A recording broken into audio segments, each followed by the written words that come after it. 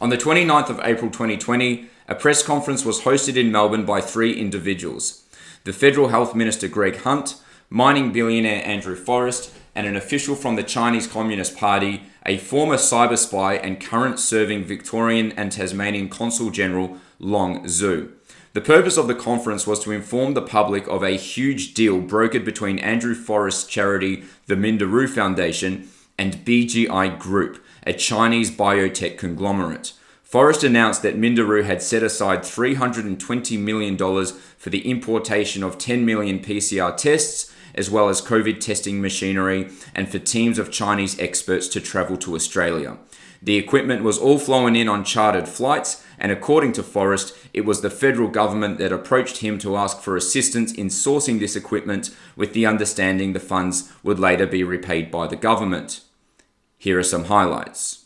So I am absolutely delighted today to announce a groundbreaking and fundamental partnership for Australia between the Australian government and Minderoo and the pathology sector.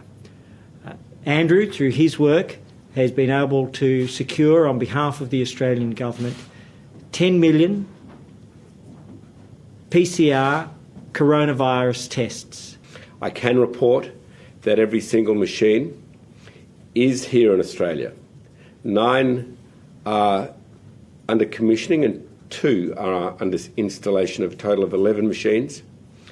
And they are being equipped with, as you've heard from the Minister, 10 million tests. We set aside $320 million to assist Australia any way we could, and this was a business-to-business relationship. I would just like to thank BGI, Chairman Wang.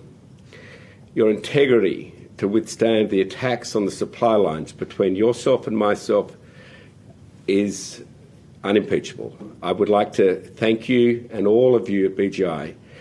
I would like now to introduce a representative of China, our Consul General for Victoria, and a person who obviously is very proud of BGI. Let me, on behalf of the Chinese Ambassador, His Excellency Ambassador Chen Jingye, and on my own behalf, express our warm congratulations and heartfelt appreciations to Minderoo and the BGI.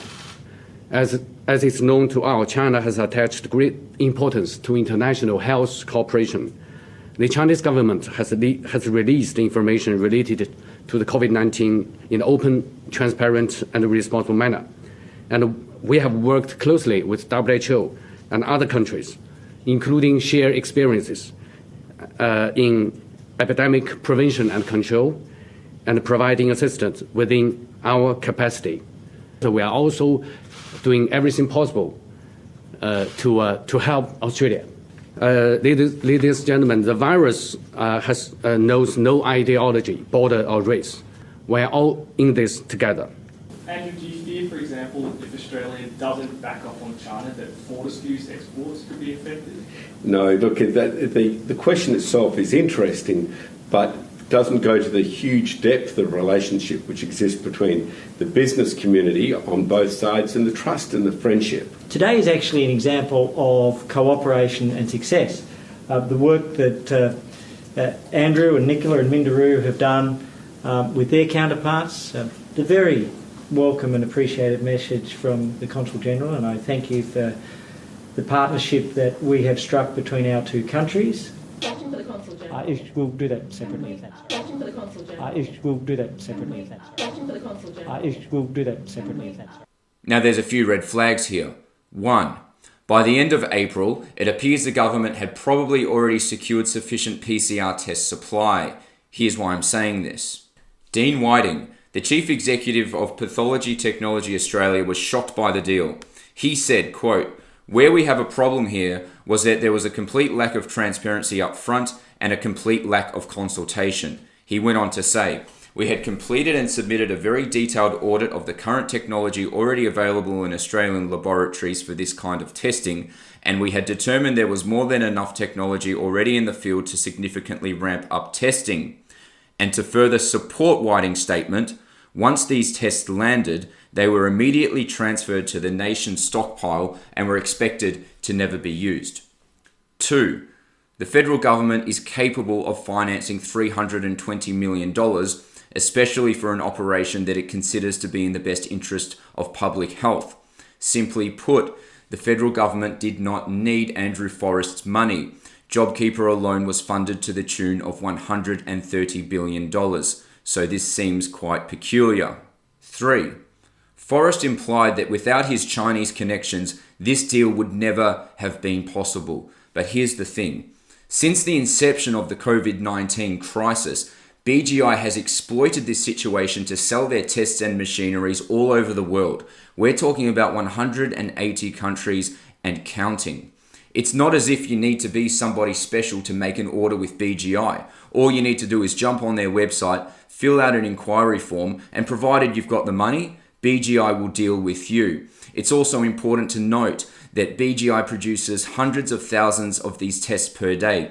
Their capacity to produce is enormous. It's not as if we needed to bring 10 million kits into Australia at once. What we could have done was simply bring the kits in as we needed them based on the figures and statistics and what we knew at the time. 4. The presence of Longzhu.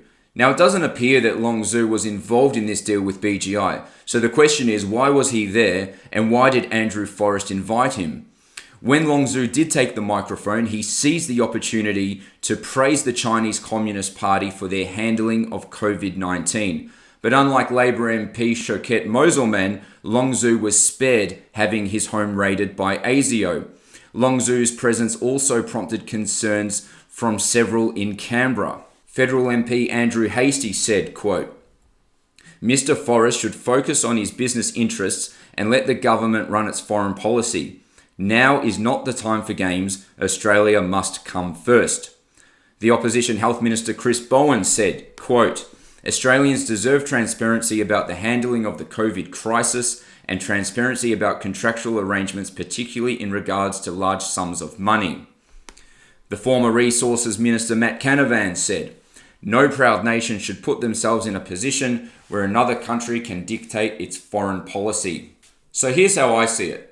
Any contract with a foreign nation that involves large sums of money and the importation of equipment of a sensitive nature that has both national health and national security implications should be free from private interests, open and transparent, and ultimately handled by the federal government, not a private businessman who was A, not democratically elected to a position of trust, B, could be putting the interests of a foreign nation ahead of Australia, and C, has a deeply vested interest in China's economy, which I'll get to more in a bit.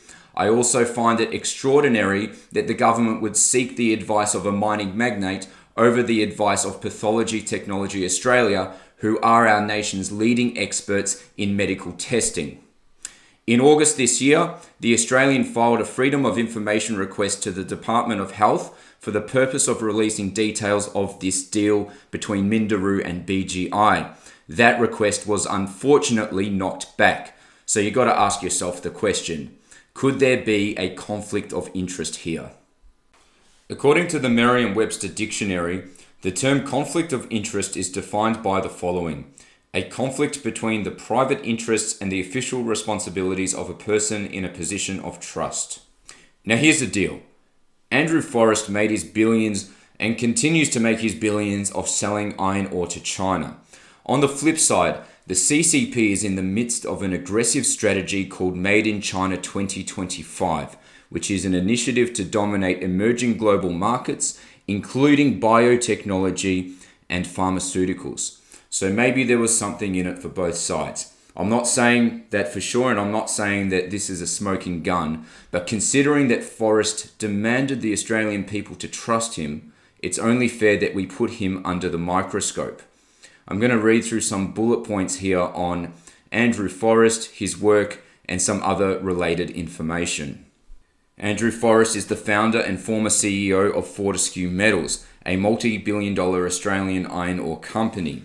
As of 2019, according to Forbes, Forrest was the 7th richest person in Australia with a net worth of $4.3 billion. The primary customer of Fortescue Metals is China.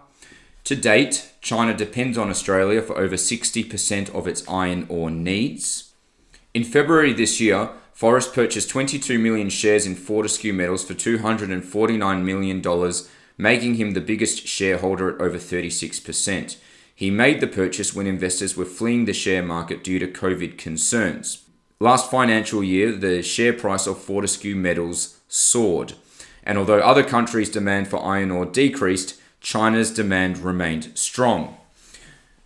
Last financial year resulted in Fortescue Metals turning its biggest recorded profit, resulting in Forrest banking just shy of $2 billion.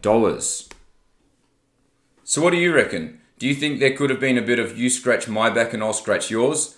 I'll get your biotech and pharmaceuticals into the Australian market, you keep buying my iron ore, and let's all make money together. I think it's interesting that China has threatened just about every Australian industry apart from iron ore. And that's simply because without Australian iron ore, China stops. No more military, no more infrastructure, and no more industrial expansion. I think it's insane and reckless that the government put someone like Forrest in charge of facilitating such a sensitive matter. And I consider it a slap in the face to the Australian public that the Freedom of Information request was knocked back.